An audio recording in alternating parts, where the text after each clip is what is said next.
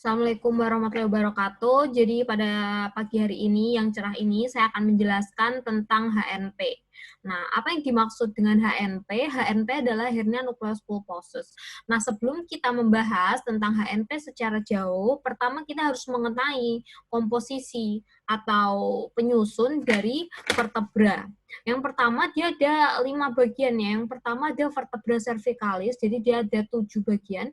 Kemudian ada vertebra thoracalis, vertebra lumbar itu ada 5, torakal itu 12, cervical 7, sacrum 5, coccygeus 1. Tapi kalau pada orang dewasa dia menjadi C4. Nah, ini merupakan badannya atau korpusnya. Sedangkan ini adalah processus spinosus. Nah, di antara korpus satu dan satunya, badan satu dengan badan satunya pada vertebra itu dihubungkan oleh vertebra disc atau diskus vertebralis. Nah, pada kasus hernia nucleus pulposus, di sini yang bermasalah adalah diskus vertebralisnya, gitu ya. Jadi pada kasus-kasus pada kasus-kasus hernia nucleus pulposus yang bermasalah di vertebra diskus vertebralisnya. Nah, untuk tahu lebih lanjut, ikuti video selanjutnya. Oke, nah ini. Nah, jadi ini adalah gambaran healthy spine. Nah, ini adalah gambaran, nah ini maaf ya, ini nggak usah digubris, saya sebenarnya nggak mau menjelaskan ini, ya. Bentar, ini,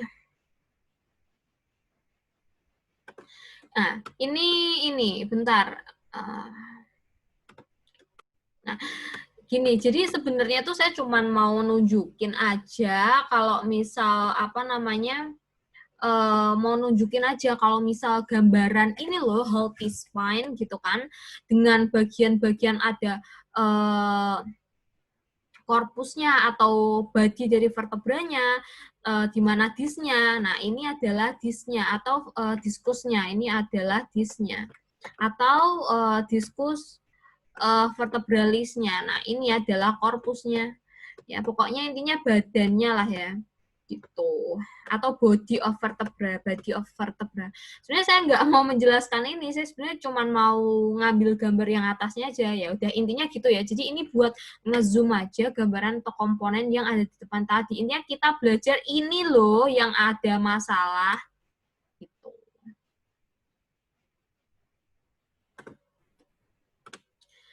Oke, lanjut.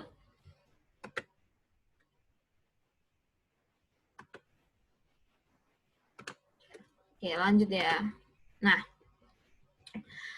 ini kalau misal kita ngelihat dari samping tadi kan, gambar yang ini kalau diperbesar lagi nih segini, kita ibaratkan skalanya 1. Ini aku besar misal. Skala 2 ini skala 5 seperti ini kita perbesar lagi. Nah, ini itu adalah diskus vertebralis. Nah, ini adalah badannya atau vertebral body-nya.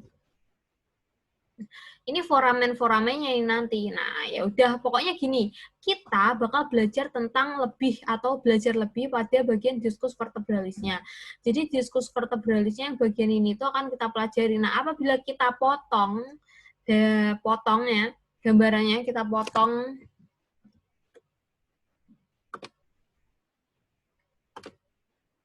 ini kita potong pisau dari sini misal.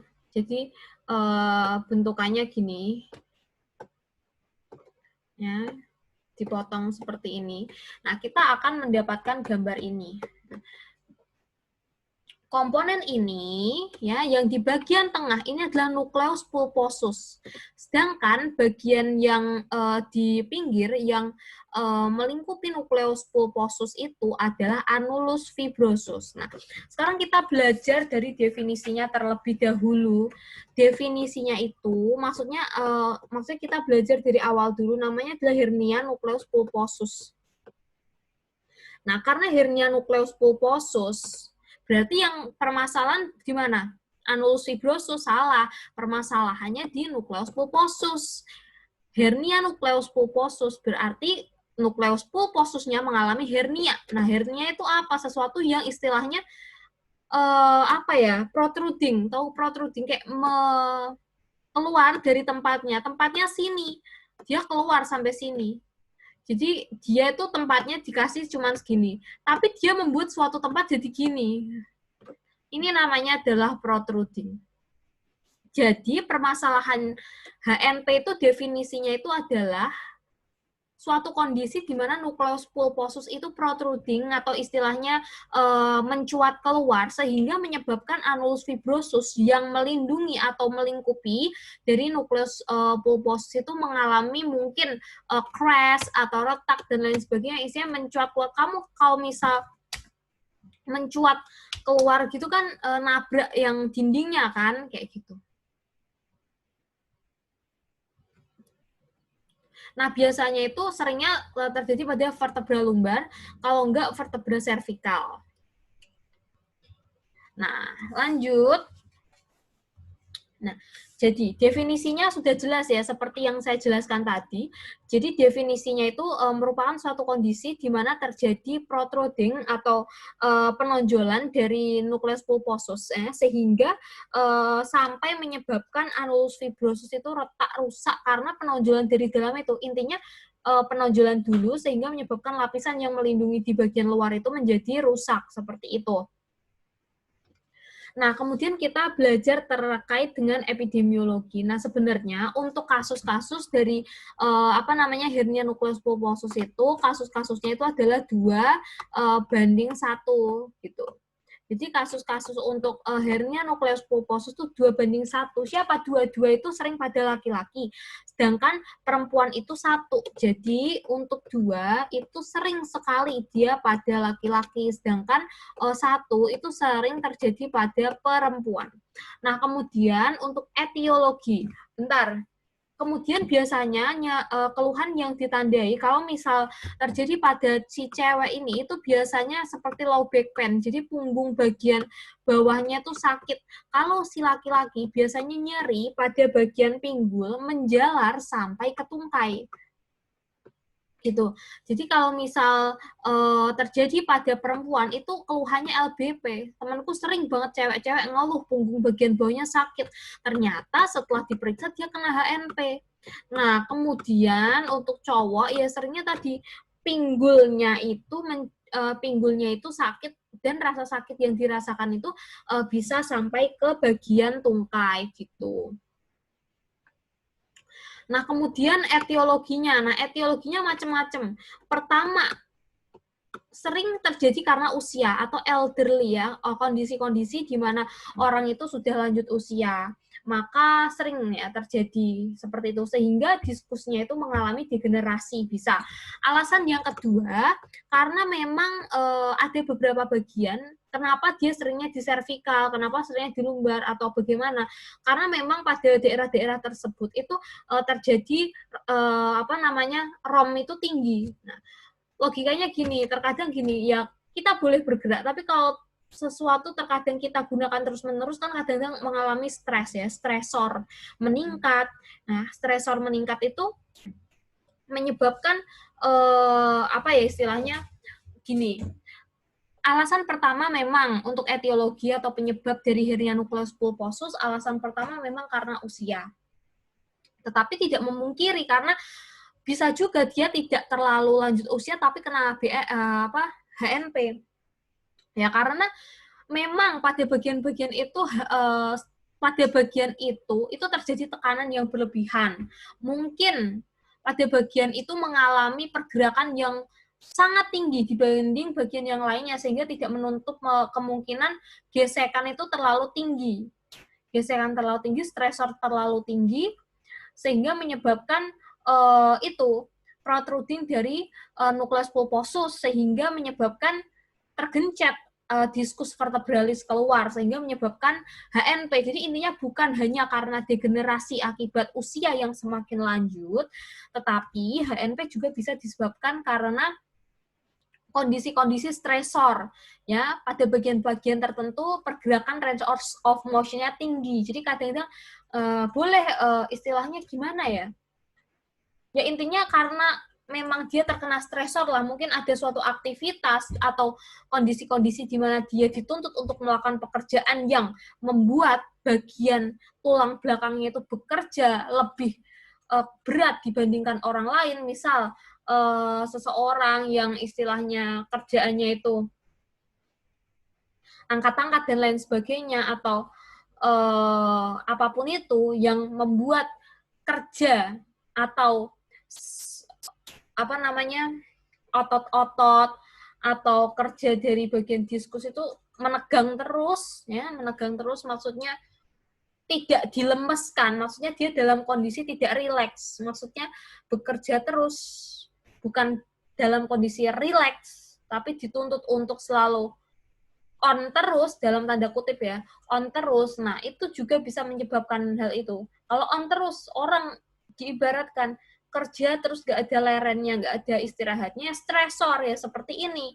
Jadi bukan hanya karena usia saja, orang muda pun bisa kena HNP kalau misalnya dia melakukan suatu pekerjaan yang menuntut dia untuk dalam tanda kutip bagian vertebra diskusnya itu on terus sehingga stres dia akhirnya tertekan, mengalami terjepit gitu. Nah,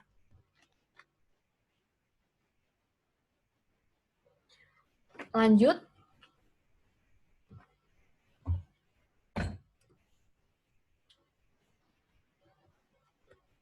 Nah, sekarang kita berbicara tentang patofisiologi. Kalau ngomong tentang patofisiologi ini asik ya.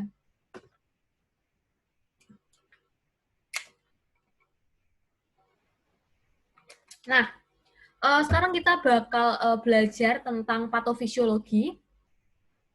Oke, jadi sekarang kita akan belajar terkait patofisiologi. Nah, pertama tadi kan aku menyebutkan terkait dengan etiologi, bahwasanya memang kebanyakan HNP itu disebabkan karena usia yang semakin menua, atau usia lah istilahnya. Nah, sekarang kita bahas terlebih dahulu tentang usia. Nah, aging, ya, aging. Aging ini menyebabkan degenerasi dari hidrofilik proteoglikan in the nucleus pulposus of the vertebral disc. Jadi sebenarnya usia tua itu bisa menyebabkan degenerasi dari hidrofilik proteoglikan yang terdapat pada nucleus pulposus yang terdapat pada vertebral disc. Nah, kamu ingat nggak materi SMA dulu? Ada dua komponen kita ketahui, ada hidrofilik dan ada hidrofobik. Nah, hidrofobik itu apa? Hidrofobik merupakan suatu komponen yang dia nggak suka air, sedangkan hidrofilik itu adalah suatu komponen yang dia suka air. Berarti hidrofilik proteoglikan yang ada pada nukleus pulposus, tepatnya pada, ya maksud saya yang ada pada diskus vertebra yang ada pada nukleus pulposus ini, ya bagian yang bersifat hidrofilik proteoglikan itu mengalami apa? Dia mengalami degenerasi. Nah, kalau misal dia mengalami degenerasi, logikanya apa? Dia yang harusnya bisa mendapat asupan air, ya dia nggak dapat, akhirnya mengalami dehidrasi karena this less able to take up water, sehingga dia mengalami dehidrasi. Lama-lama kalau misal dia kekurangan air, makanya dia gampang tergencet dari situ. Gampang tergencet, sehingga gini loh, dia kering di bagian diskusnya itu kering, sehingga dia gampang sekali untuk terkompres. Gini, ibaratnya apa ya? Nah, ibaratnya kamu punya botol aqua isi air apa enggak? Kamu tekan deh sama kakimu. Kalau dia isinya air, dia kegencet tapi nggak sampai rusak. Sedangkan kalau misal botol aqua itu nggak kamu isi air, kamu gencet, rusak. Ya kan? Jadi kalau misal dia nggak ada isi air, kamu gencet rusak. Sedangkan kalau misal dia isi air, kamu gencet, ya nggak terlalu apa yang peok biasa atau peok pinggirnya gitu kan.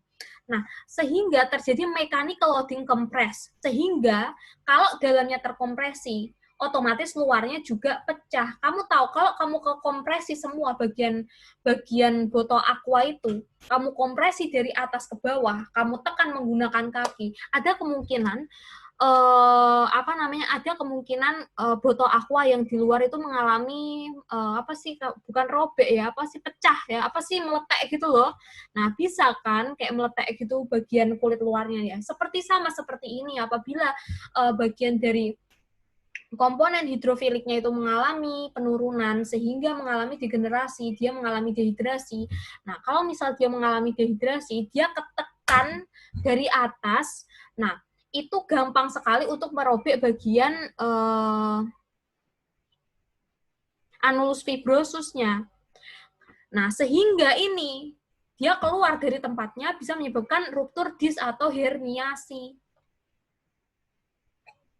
Nah, kalau ini kita lihat dari kondisi umur ya. Kalau ini terjadinya herniasi kita lihat dari kondisi umur karena memang komponen-komponen yang hidrofilik proteoglikannya menurun. Kalau misal kita lihat dari kondisi-kondisi yang bukan orang-orang tua, maksudnya dalam artian kalau misal kita lihat dia itu kondisinya itu orang-orang yang masih muda ya, bisa saja dia karena terkompresi karena dia pada bagian yang itu ya, vertebra torak yang itu atau vertebra cervical yang itu mengalami pergerakan ROM yang lebih tinggi daripada yang lainnya sehingga tidak menutup kemungkinan terjadi herniasi juga di situ. Jadi bukan hanya semata-mata karena degenerasi atau degradasi dari hidrofilik proteoglikan gitu. Jadi bisa juga karena memang pada bagian itu dia stresnya tinggi. Nah, stresnya tinggi. Jadi bukan hanya semata-mata karena aging yang menyebabkan komponen hidrofilik proteoglikan turun, bukan, tapi juga bisa karena stresor tinggi ya, stresor tinggi ya. Kamu bayangkan kalau misal orang mendapatkan suatu tekanan yang tinggi, ya lama-lama rusak juga kan. Begitu juga dengan ini, kalau misal dia disknya mengalami stresor yang tinggi, dia juga rusak. Rusaknya manifestasinya apa? Retak keluar, terjadi disk rupture atau herniasi.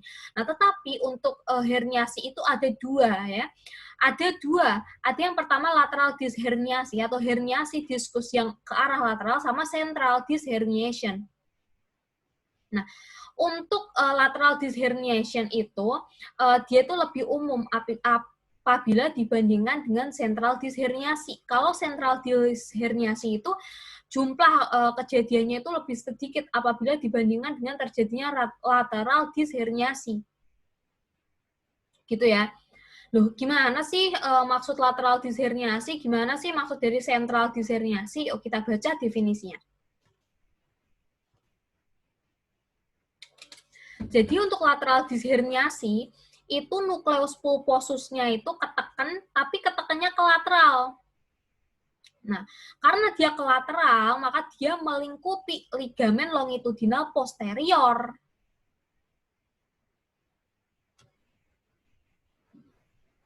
Gitu. Nah, itulah yang disebut sebagai lateral disc herniasi.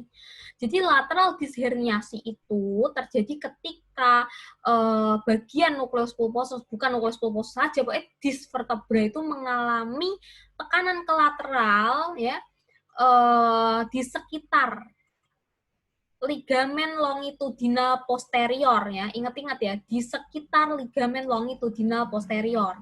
Nah, apabila herniasi central disc itu dia jumlahnya kurang banyak atau sedikit, nah dia itu merata atau nucleus pulposus push out centrally against the posterior longitudinal ligament. Jadi dia merata. Jadi istilahnya gerakannya merata, nggak hanya dia melingkupi ligamen longitudinal posterior, tetapi dia against the posterior ligament. Jadi bisa dia menjauhi, bukan melingkupi seperti itu.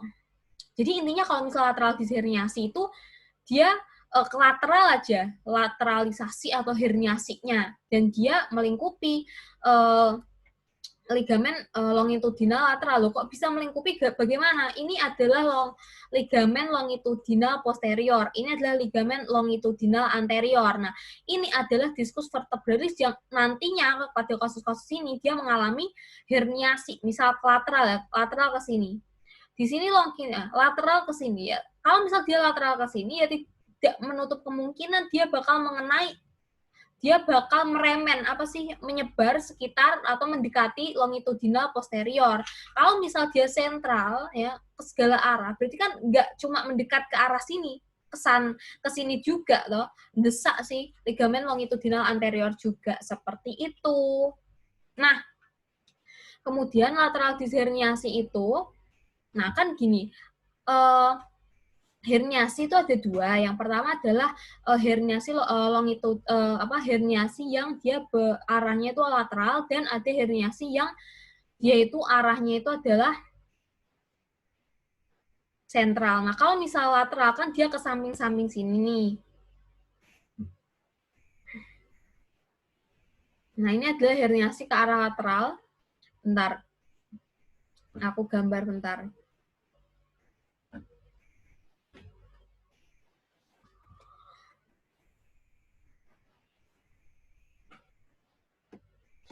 Kalau herniasi itu arahnya ke lateral, kan gini.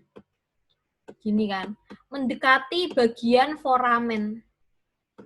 Nah, kalau misal dia mendekati bagian foramen,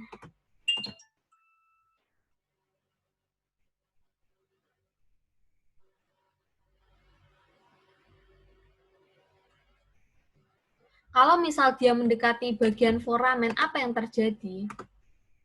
Dia bisa menyebabkan ini secara fisik dia akan menekan nervus spinal. Ya iya kan, dia ke sini pada foramen vertebra kan dilalui oleh nervus, vena arteri, medula spinalis kayak gitu kan. Nah, karena dia menekan ke situ maka tidak menutup kemungkinan dia akan menekan nerve spinal sehingga serta peripheral nerve radiculopathy, cauda equina syndrome. Nah, seperti halnya dengan central disc herniasi. Dia nggak cuma ke lateral, dia ke sentral juga, ke semua arah. Nah, kalau misal dia ke semua arah, dia juga tidak menutup kemungkinan herniasi diskus sentral atau sentral disc herniasi itu juga bisa menyebabkan radikulopati serta bisa menyebabkan cauda equina syndrome karena dia menekannya bisa sampai menutup pada bagian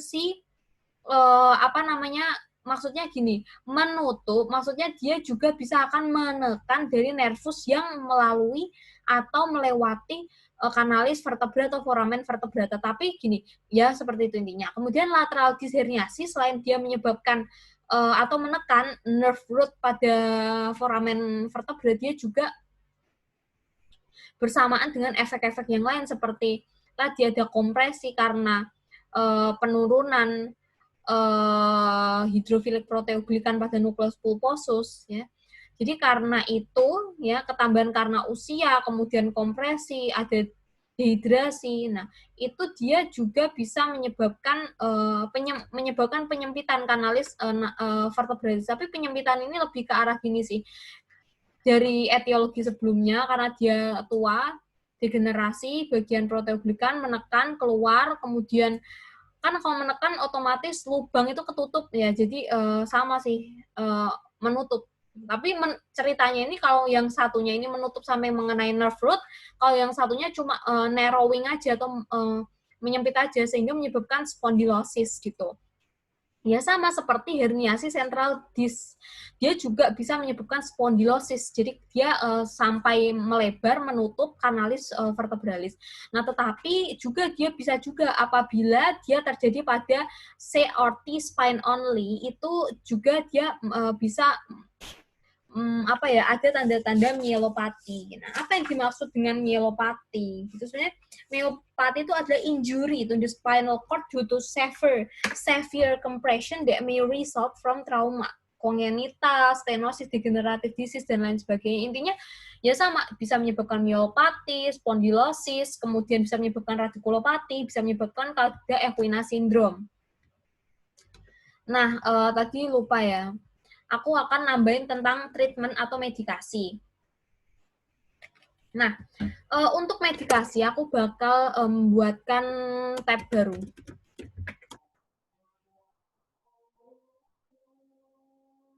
Jadi untuk medikasi itu pertama bisa kita berikan NSAID. NSAID non-steroid anti-inflammatory drug ya pokoknya gitulah. NSAID biasa kita bisa kasih ibuprofen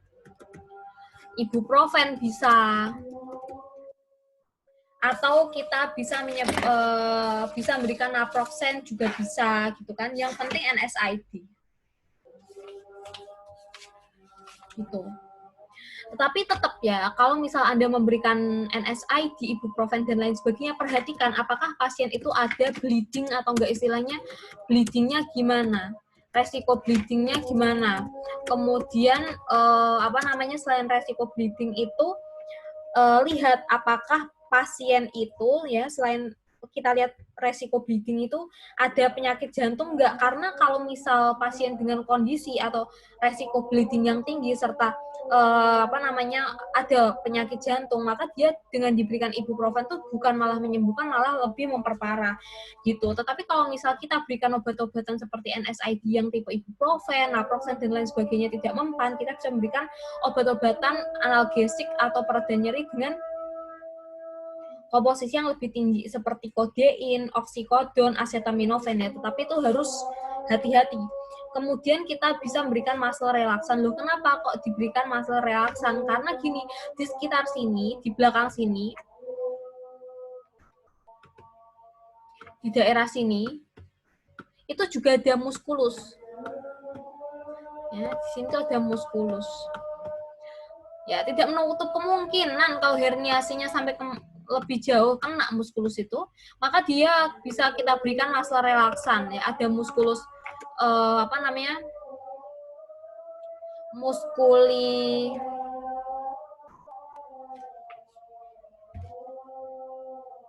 semispinalis thoracis, muskuli multividi itu bisa terkena. Sehingga kita bisa memberikan muscle relaksan. Muscle relaksan bisa kita berikan, contohnya adalah bisa kita berikan muscle relaksan seperti eperison. 50 mg 3 kali sehari.